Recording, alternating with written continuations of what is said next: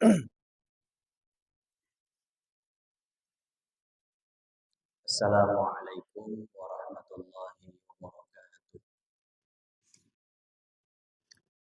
Alhamdulillah, alhamdulillahilladzi arsala rasulahu bil huda wa dinil haqq liyudhhirahu 'ala dini kullihi wa kafa billahi syahida.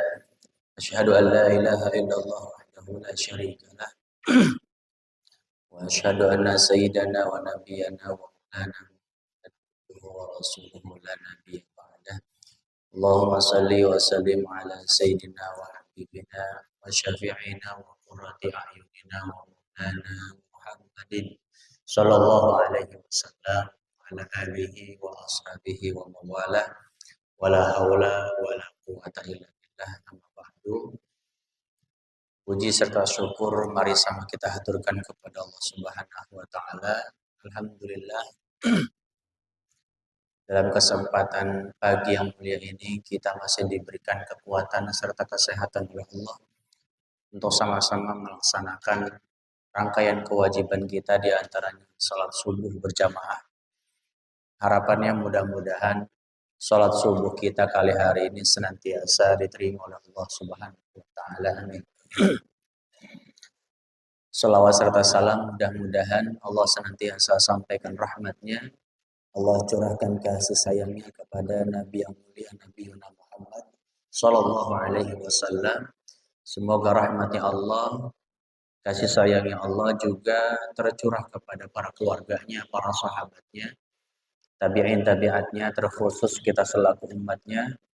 Mudah-mudahan kelak nanti di yaumil qiyamah kita sama-sama memperoleh syafaat dan pertolongannya. Amin ya rabbal alamin. Minum.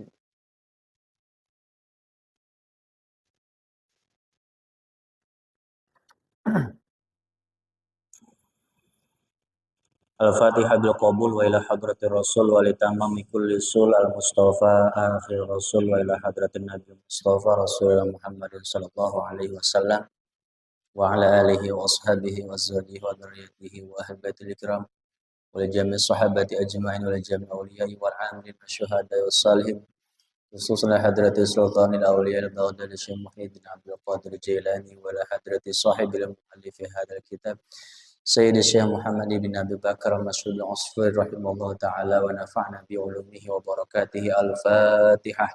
A'udzu billahi minasyaitonir rajim. Bismillahirrahmanirrahim. Alhamdulillahi rabbil alamin arrahmanir rahim maliki yaumiddin. Iyyaka na'budu wa iyyaka nasta'in. Ihdinas siratal mustaqim. Siratal ladzina an'amta 'alaihim ghairil maghdubi 'alaihim waladdallin. Bismillahirrahmanirrahim. Qala al-muallifu rahimahullahu ta'ala wa nafa'na bihi wa bi ulumihi wa barakatihi. Amin ya rabbal alamin.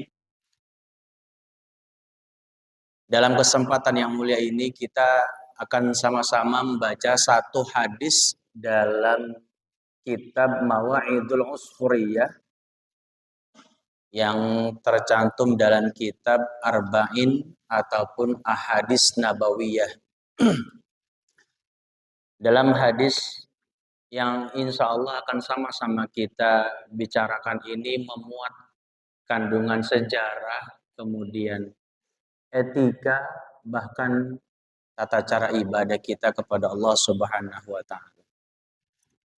Dalam hadis ini dikatakan dan diriwayatkan oleh Imam Anas bin Malik radhiyallahu anhu.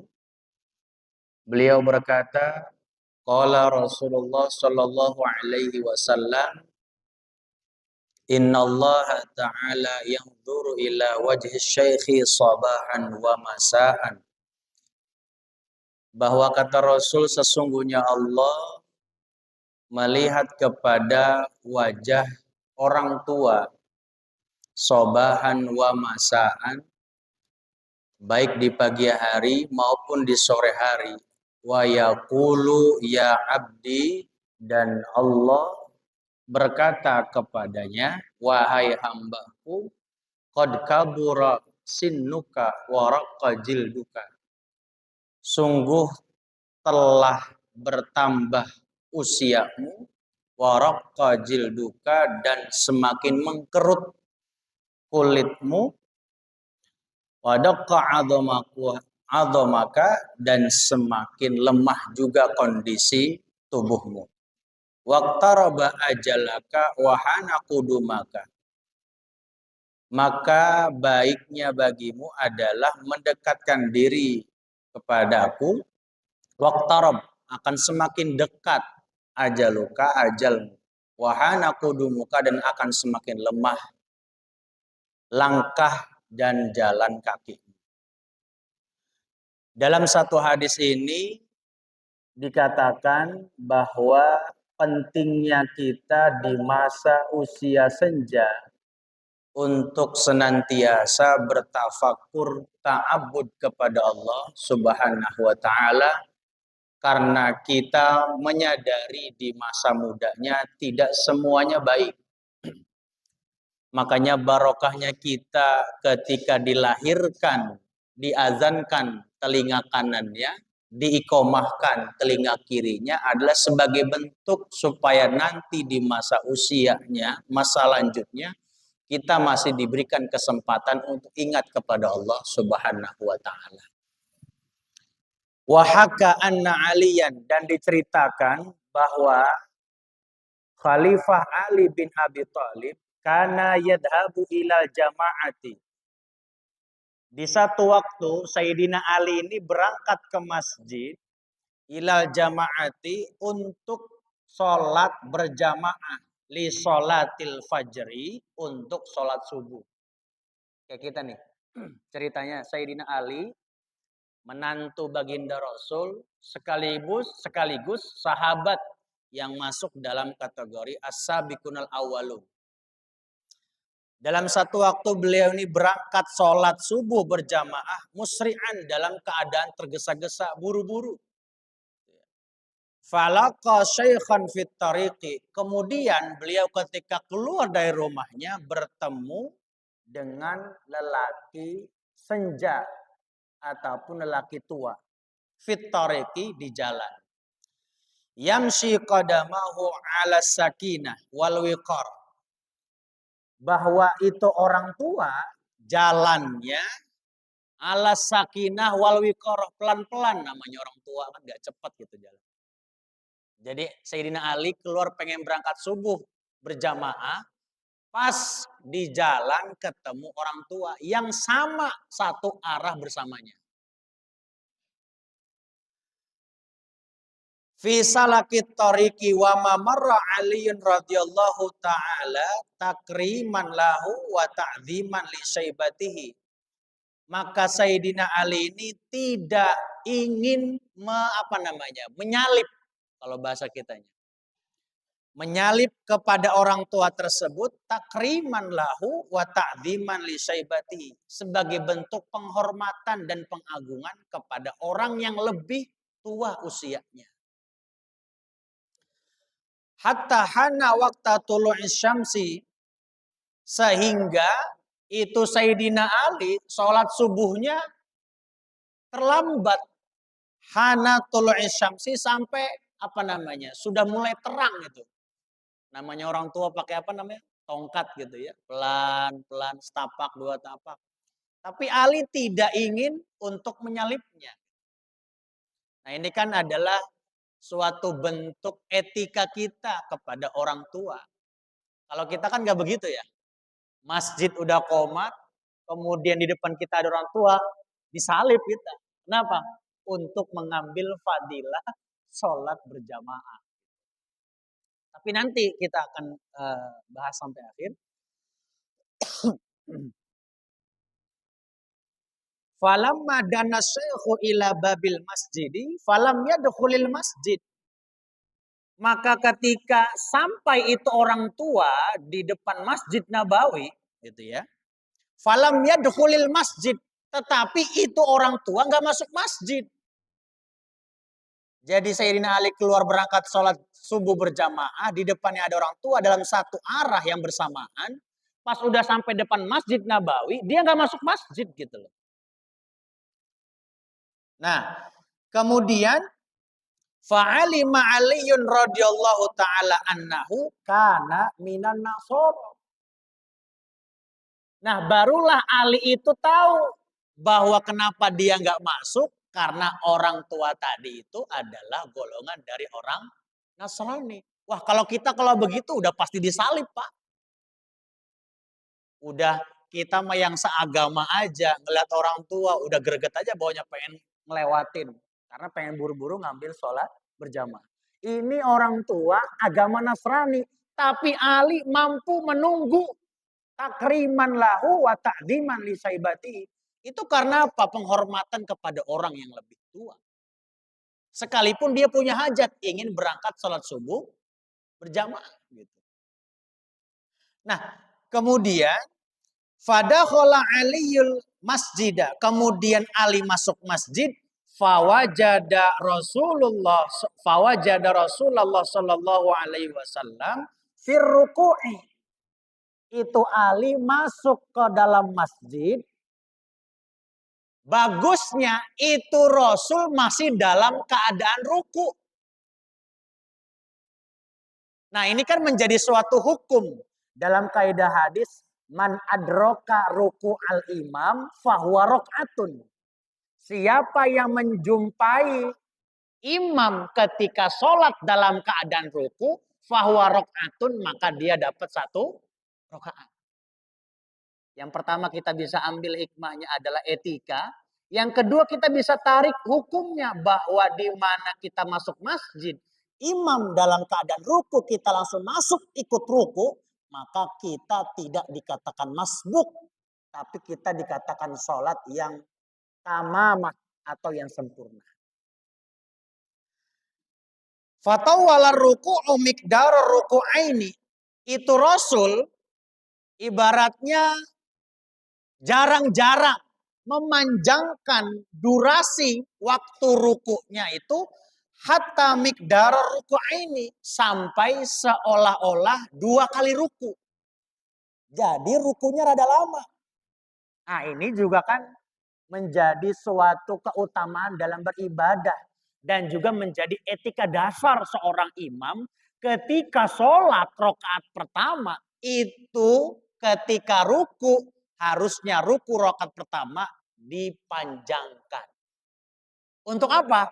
Untuk menunggu para makmum yang mungkin masih tercecer di tempat wudhu ataupun di jalan. Tuh.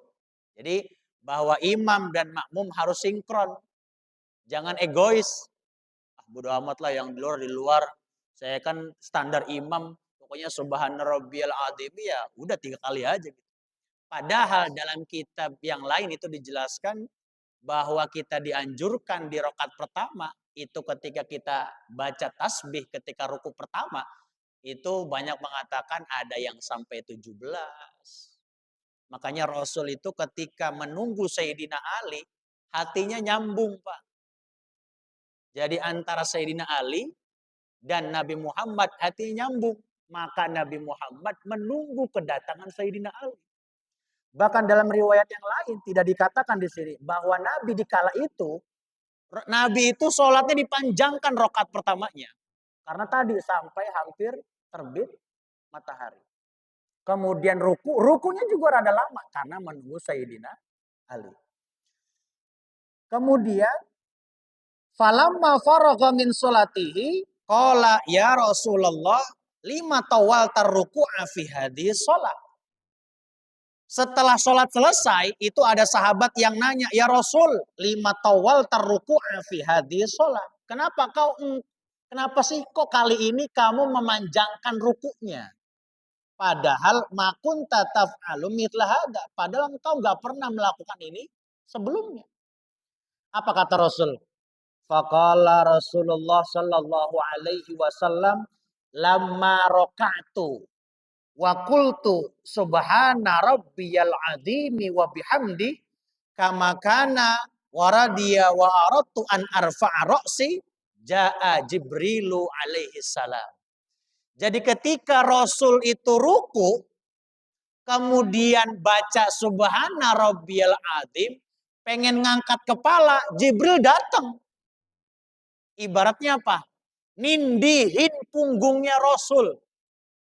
Kemudian dibisikkan supaya menunggu kedatangan Sayyidina Ali. Makanya rukunya rada lama. Tuh, ini bisa tadi etika dasar supaya kita menjadi imam itu menunggu. Ya nggak usah lama-lama. Kalau lama-lama ya juga encok juga kita kalau ruku lama-lama. Ya ibaratnya seperti 2 kali ruku lah. Berarti kalau 3 kali baca tasbih ya paling enggak 6-nya. Itu seukurnya gitu ya. Durasinya. Wa wada'a janahaihi ala dhahri. Kemudian itu Jibril meletakkan sayapnya di atas pundakku. Ayo. Gimana ceritanya Jibril meletakkan sayap di atas pundak Nabi? Ya Nabi juga nggak bakal bisa ngangkat pundaknya atau punggungnya bahkan sampai kepalanya. Wa akhodani tawilan. Dan Jibril itu memintaku untuk dipanjangkan bacaan rukunya. Tuh kata Jibril, kata Rasul. Falamma rafa'a janahaihi wa rafa'tu ra'si faqalu lima fa'ala hakada. Ketika aku ingin mengangkat kepalaku, kenapa engkau tidak langsung mengangkat? Apa kata baginda Rasul? Faqala Rasulullah sallallahu alaihi wasallam ma sa'altahu an dalik. Fahadara Jibrilu alaihi salam. Ya tadi sudah saya sampaikan, saya ingin mengangkat tapi dihadang oleh Jibril alaihi salam. Wa qala ya Muhammad, kata Jibril itu dalam satu diskusinya ketika ruku, ya Muhammad inna aliyan kana yasta'jilu lil jamaah. Kata Jibril, wahai Nabi Muhammad, itu ada sahabatmu, menantumu namanya Sayyidina Ali, yasta'jilu. Dia itu udah berusaha untuk menyegerakan diri lil jamaati untuk sholat berjamaah. Falako Syaikhan Nasranian. Tetapi apesnya Ali kala itu, hari ini nih kata Jibril, dia keluar rumah ketemu lelaki tua agama Nasrani. Fitoriki di jalan. Walam ya'lam aliyun annahu nasraniyun. Sedangkan Ali nggak tahu kalau dia itu orang agamanya Nasrani. Mungkin kalau Ali tahu, ya disalib.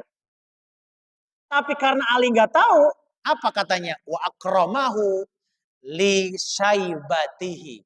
Karena Ali itu apa namanya? Memuliakan orang sebab usianya. Wa ma taqaddama anhu wa hafidha haqqahu. Maka kedepankan haknya Ali yang udah niat dari rumah ingin sholat berjamaah. Jadi penuhi haknya Ali itu. Fa'amaranillahu ta'ala an akhidaka firruku'i.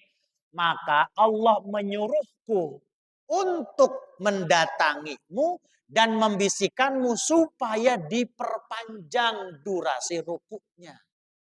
Itu Masya Allah. Makanya Ali itu dijuluki apa namanya? Babul ilmi. Dalam satu riwayatnya ana madinatul ilmi wa aliyun babuha. Karena memang tadi kedekatan Ali kepada baginda Rasul, hatinya terkoneksi gitu. Nah kira-kira kalau kita ada nggak yang seperti itu? Imam tahu ada sahabat bestinya yang lagi terlambat gitu, ada nggak? Nggak bisa gitu. Ya. Ini kan masuknya kayak ranah tasawuf yang hatinya bersih. Lah kalau kita kan masih susah gitu. Hanya mampu mengambil teladan-teladannya saja. Untuk prakteknya kita masih nol, masih jauh. Tapi mudah-mudahan dengan kita bisa membaca riwayat seperti ini, kita mampu memperbaiki diri sedikit demi sedikit. Amin ya rabbal alamin. Nah, hatta yudrika aliyu sholat al-fajri, sehingga Ali itu mendapati sholat subuh. Wa hadza laisa yu'jibu wa ajabul ujbu annallaha ta'ala amara Mikail alaihi salam ayyakhuda syamsu bijanahaihi.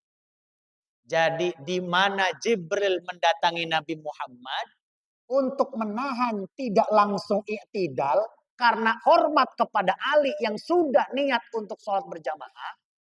Allah juga menyuruh malaikat Mikail ayyakhuda syamsu untuk apa? Untuk menahan matahari supaya tidak cepat terbit. Itu kan lumayan luar biasa itu. Kalau masih ada orang yang demikian gitu ya, sampai matahari itu ditahan oleh malaikat Mikail, berarti itu wali benar gitu. Makanya orang-orang tua kita ya tadi kasafnya, bersih hatinya, itu karena tadi membaca rana-rana tasawuf dan juga riwayat-riwayat dari Sayyidina Ali yang hubungannya kedekatan dengan baginda Rasul Shallallahu Alaihi Wasallam. Hatta la tatlu asyamsu tawilan, sehingga itu matahari tidak terbit, Pak. Jadi kala itu subuhnya rada panjang. Kenapa? Karena Ali.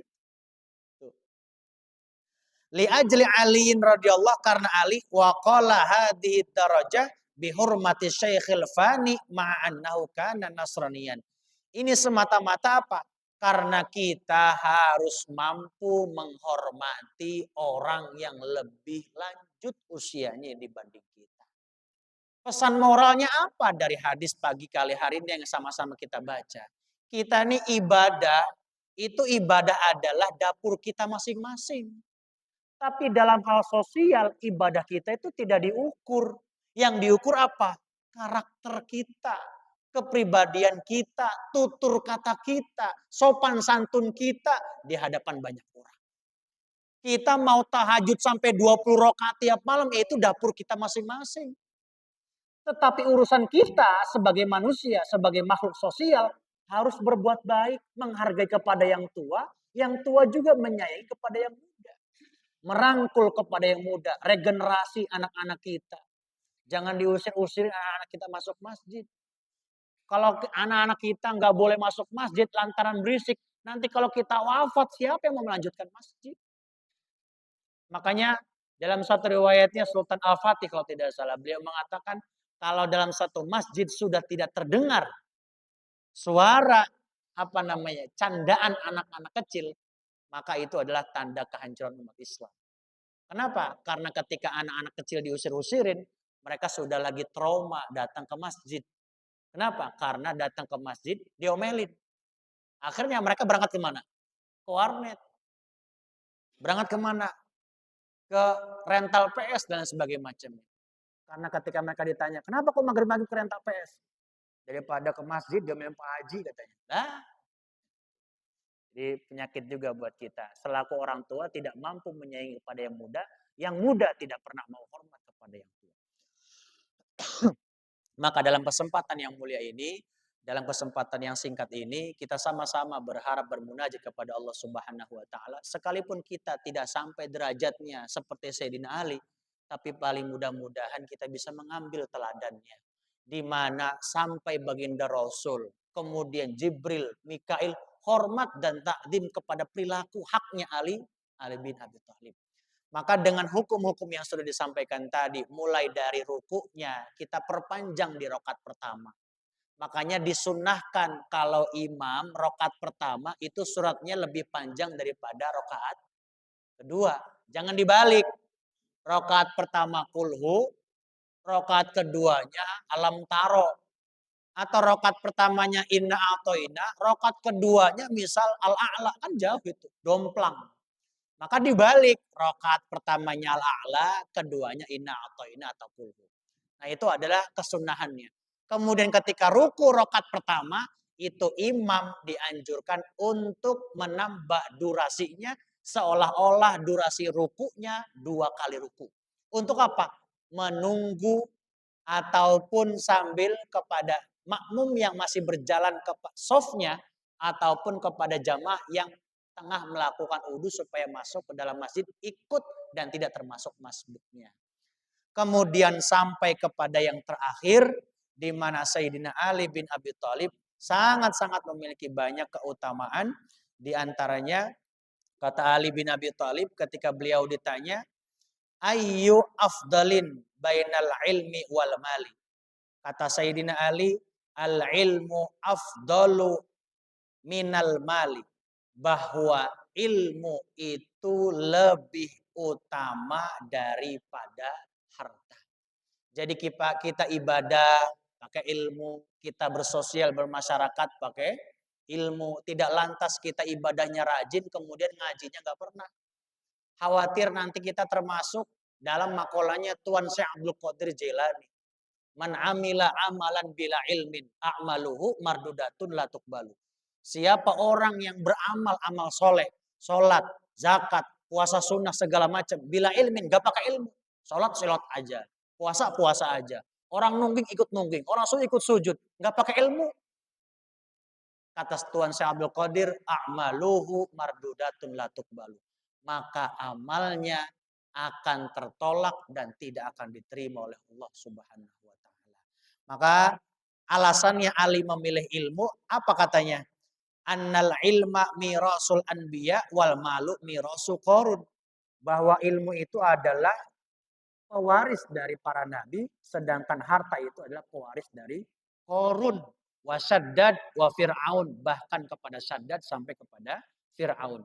Bahkan Ali juga menambahkan al-ilmu yahrisuka wal malu tahrisuhu. Ilmu itu akan menjagamu, wal malu tahrisuhu, sedangkan harta adalah kamu yang menjaga. Jadi terbalik. Kalau ilmu bakal ngejaga kita, kalau harta kita yang jagain. Makanya ketika ditanya lebih milih ilmu apa harta? Ilmu. Karena ilmu yang bakal menjaga kita. Dunia bahkan sampai kelak nanti di akhirat. Bahkan kalau orang yang punya ilmu yakin dan pasti gak akan pernah lapar. Dimanapun berada kalau orang udah punya ilmu makan-makan mah dapet. Ngopi-ngopi mah bisa nyeruput. Kalau orang udah punya ilmu gitu. Beda dengan orang yang punya ilmu, punya duit habis aja begitu aja. Kenapa? Karena dia khawatir. Itu yang terakhir, keutamaan dari ilmu ada yang dikatakan oleh Sayyidina Ali adalah al-ilmu afdalu minal mali. Dalilnya adalah al-ilmu shadiqun kasirun. Bahwa ilmu itu nanti akan mendekatkan dan akan menarik teman yang banyak. Sedangkan harta justru akan menjauhkan kalau kita tidak mampu mempergunakannya dengan baik. Tetapi sekarang orang bisa ngedeketin seseorang itu lewat apa? Lewat hartanya. Itu ya. Jadi kalau kita punya duit, mau musuh pun sekalipun dia bakal ngaku saudara sama kita. Jadi kalau kita punya duit, kentutnya kita aja dianggap wangi, Pak. Kalau kita punya duit gitu. Makanya sekarang apapun orang bakal tunduk kepada uang dan harta. Maka mudah-mudahan dalam kesempatan yang mulia ini kita ngambil hikmah hadisnya.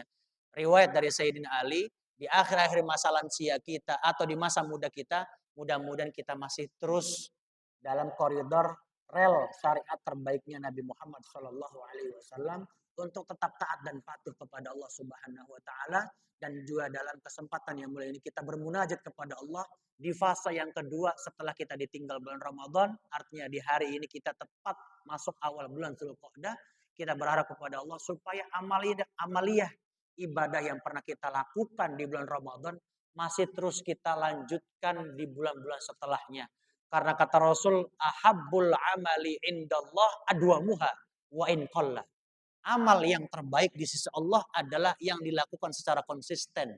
Wa in qalla, sekalipun sedikit. Kita di Ramadan bisa taraweh. Paling enggak di luar Ramadan kita bisa mempertahankan rakaat 1 witir. Kita di Ramadan bisa puasa 1 bulan full. Setidaknya di luar Ramadan kita bisa mempertahankan puasa Senin Kemis. Maka yang sedikit tadi mudah-mudahan menjadi bukit dan juga menjadi wasilah diselamatkannya kita oleh Allah di dunia sampai kelak nanti di akhirat. Amin. Ya Rabbal Alamin. Al-Fatihah. A'udzubillahi minasyaitonirrajim. Bismillahirrahmanirrahim. Alhamdulillah Rabbil Alamin. Ar-Rahmanirrahim. Maliki yaumiddin. Iyyaka na'budu wa iyyaka nasta'in. Ihdinas siratal mustaqim. Siratal ladzina an'amta 'alaihim ghairil maghdubi 'alaihim waladdallin. Ya dzal jalali wal ikram misna ala din Bismillah wa shalli wa sallim ala sayyidina Muhammadin fil awwalina wal akhirin wa barik wa sallim radhiyallahu an sadatina ashabi sayyidina Rasulillah ajma'in. Amin amin ya rabbal alamin. Hamdan na'imin hamdan syakirin hamdan yuafi ni'amahu wa yukafi mazidah. Ya Rabbana lakal hamdu kama yanbaghi li jalali wa 'azimi sultanik.